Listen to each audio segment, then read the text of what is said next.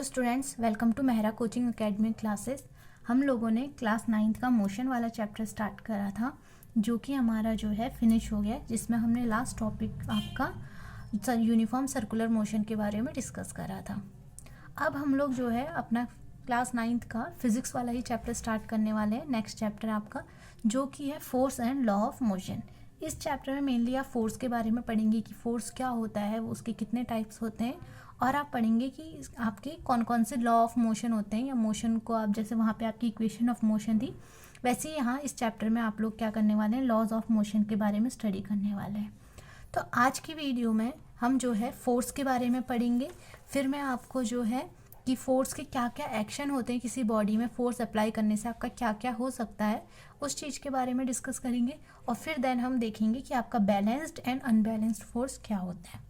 तो चलिए स्टार्ट करते हैं हमारा आज का टॉपिक। सबसे पहला टॉपिक हम लोगों का है फोर्स। ठीक है, आप फोर्स किसे बोलेंगे? तो फोर्स क्या है? फोर्स आपका कोई भी पुश एंड पुल।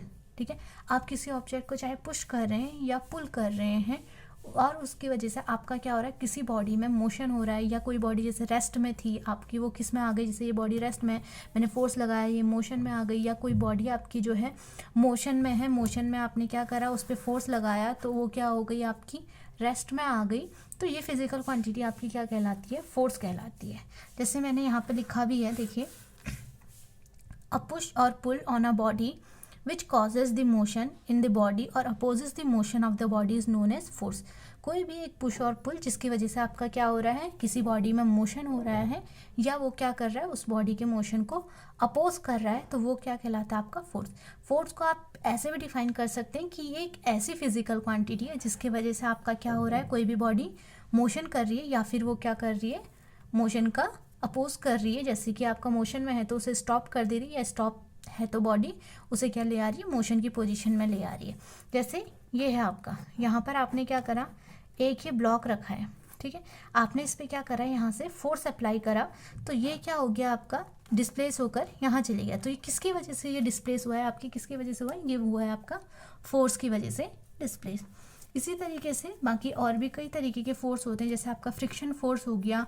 ये क्या करता है, आप जब सरफेस पे चलते हैं तो ये अपोजिट डायरेक्शन में वर्क करता है, इसकी वजह से भी आपको चलने में हेल्प मिलती है।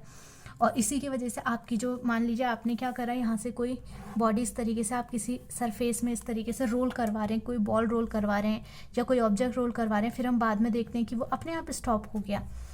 ठीक है, वो अपने आप क्या हो गया, स्टॉप हो गया। तो किसकी वजह से हुआ, ये हुआ है आपके फ्रिक्शन फोर्स की वजह से स्टॉप, जो कि अपोजिट डायरेक्शन में लग रही है आपकी। क्योंकि फ्रिक्शन फोर्स का काम क्या है कि आपका सरफेस में जैसे आप चल रहे हैं उसके क्या करेगी, ये अपोजिट वर्क करेगी।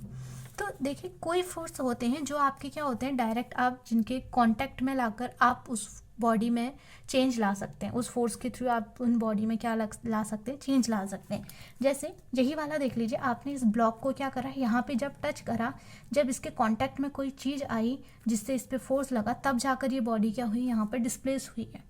तो ये फोर्स क्या हो गया आपका, ये फोर्स हो गया आपका कांटेक्ट फोर्स।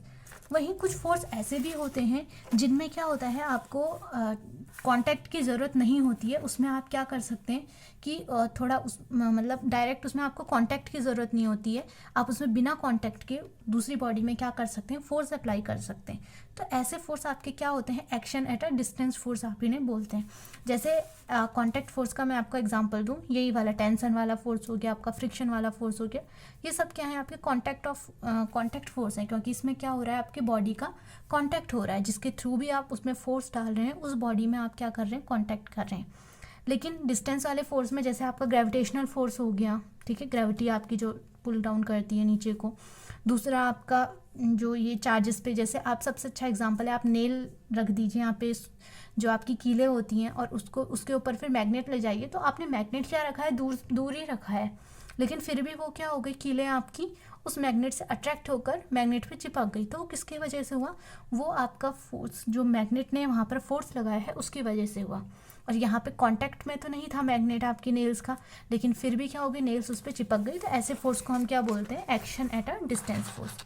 देखिए जैसे यहाँ पे लिखा है, when external agent causes the motion or opposes the motion of a body by making contact with the given body, then force applied is known as contact force।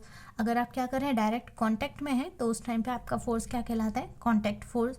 If force is applied on the body from a distance that is without making actual contact, अगर आपका force क्या कर रहा है, किसी थोड़ी दूरी से लग रहा है बिना किसी कॉन्टैक्ट के, then this type of force is known as action at a distance, और इस टाइप की फोर्स को आप क्या बोलते हैं, एक्शन एट अ डिस्टेंस।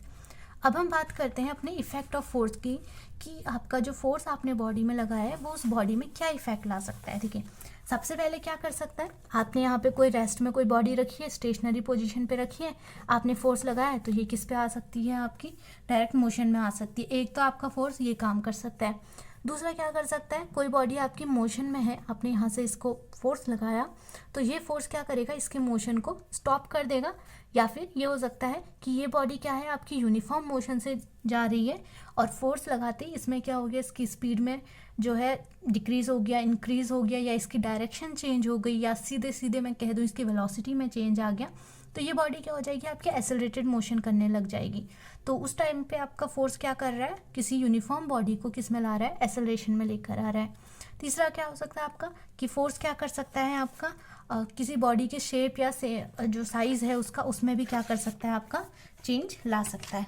देखिए मैंने यहाँ पे लिखा भी है ये, जैसे यहाँ पे लिखा है, force can move stationary body, किसी स्टेशनरी बॉडी को क्या कर सकता है, मूव कर सकता है। Force can stop moving body, कोई बॉडी आपकी मूव कर रही है उसको स्टॉप कर सकता है।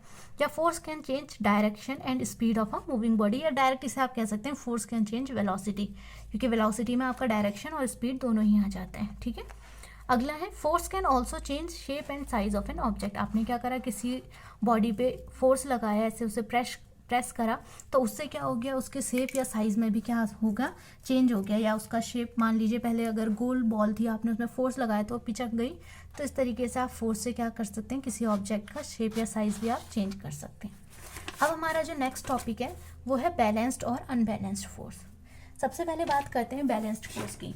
देखिए बैलेंस्ड फोर्स को समझने के लिए हम लोग एक एग्जाम्पल लेके चलते हैं। जैसे यहाँ पे क्या है आपका, इस तरीके से मैंने एक ब्लॉक रखा हुआ है अभी सिंपल, ठीक है। इसमें क्या हो रहा है, आपका नीचे डायरेक्शन से भी फोर्स लग रहा है, लेकिन इसके बाहर से आउटर मोस्ट जगह से भी इसमें क्या लग रहा है, फोर्स लग रहा है। या ये कह लीजिए आप ही यहाँ पर से इसे क्या कर रहे हैं, इधर को धक्का दे रहे हैं, लेकिन ये भी बहुत भारी है, ठीक है। ये अपनी जगह से क्या नहीं करेगा, डिस्प्लेस नहीं होगा, ये अपनी जगह से डिस्प्लेस नहीं होगा। जैसे ये बना हुआ है, जैसे रेस्ट पोजीशन पे है, ये ऐसी का ऐसे ही रहेगा। तो इस पे जो चारों तरफ से जितने भी फोर्स एक्ट हो रहे हैं, टोटल फोर्स की बात हो रही है यहाँ पे, तो जितने भी फोर्स एक्ट हो रहे हैं हम बोलते हैं कि वो किस में है, बैलेंस्ड पोजीशन में है। यानी कि वो फोर्स इस पे क्या कर रहे हैं, इस बॉडी पे कोई भी चेंज नहीं लेकर आ रहे हैं। उसकी स्टेट अगर रेस्ट में है तो रेस्ट में ही बनी हो रही है, या अगर कोई बॉडी मान लीजिए यूनिफॉर्म मोशन में है तो वो क्या करेगी, बैलेंस फोर्स लगने पर यूनिफॉर्म मोशन में ही रहेगी, वो बाद में एक्सेलरेट नहीं होगी या उस जो है आपकी रुकेगी नहीं। दूसरा एग्जांपल आप क्या ले सकते हैं, जैसे टग ऑफ वॉर है, एक तरफ से मान लीजिए दो टीमें हैं, यहाँ पर ये आपका कोई टग ऑफ वॉर वाला चल रहा है। यहाँ पे क्या है, दो टीमें हैं, एक इधर से खींच रही है, एक इधर से खींच रही है। अगर ये दोनों आपस में क्या करेंगे, बिल्कुल बराबर फोर्स, इधर से भी बराबर फोर्स, उतना ही फोर्स लग रहा है जितना इधर से ही लग रहा है, यानी कि किसमें, बैलेंस कंडीशन में, तो आपका रोप जो है कहीं भी एक जगह को नहीं जाएगी, जिससे आपका कोई भी रिजल्ट उस वक्त टग ऑफ वॉर में आपको देखने को नहीं मिलेगा। तो इस तरीके के फोर्स आपके क्या होते हैं, बैलेंस फोर्स होते हैं, जिसकी वजह से आपकी बॉडी में, जो आपकी बॉडी है उसकी स्टेट में, अगर वो रेस्ट में है तो उसकी स्टेट रेस्ट में ही रहेगी, और अगर वो बॉडी आपकी यूनिफॉर्म मोशन कर रही है तो उसकी जो वो बॉडी है उसकी मोशन वैसी की वैसी बनी रहेगी। अब बात करते हैं अनबैलेंस्ड फोर्स की। देखिए अनबैलेंस्ड फोर्स जस्ट इसका अपोजिट होता है।